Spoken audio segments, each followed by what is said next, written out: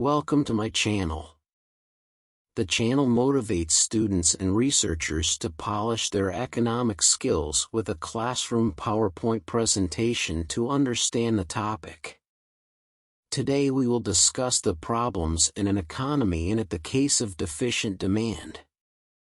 When aggregate demand is smaller than the aggregate supply, it is called demand deficiency in relation to full employment in the economy. It is a situation where aggregate demand is less at its full employment level, and it is a condition that doesn't permit a full employment production level, leading to equilibrium at underemployment. A deflationary gap is created. It is a gap between aggregate demand and its requirement in order to maintain full employment.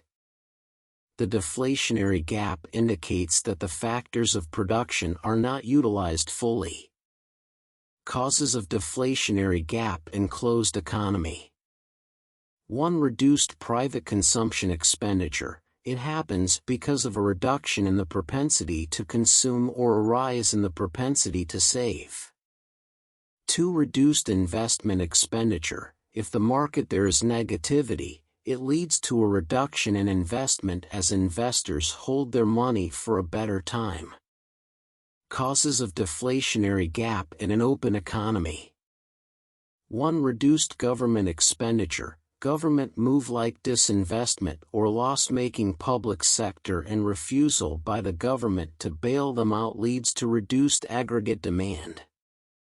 2. Fall in exports. As the export demand falls, it leads to a deflationary gap.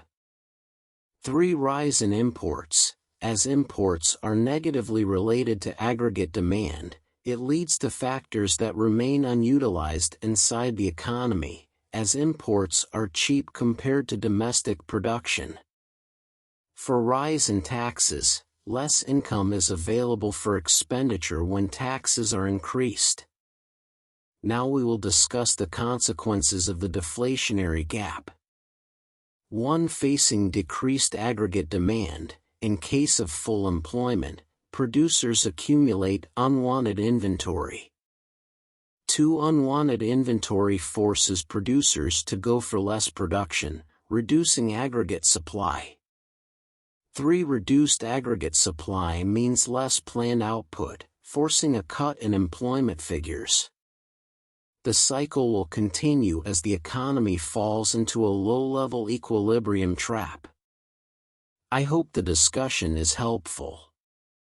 Don't forget to subscribe and stay connected for future discussions.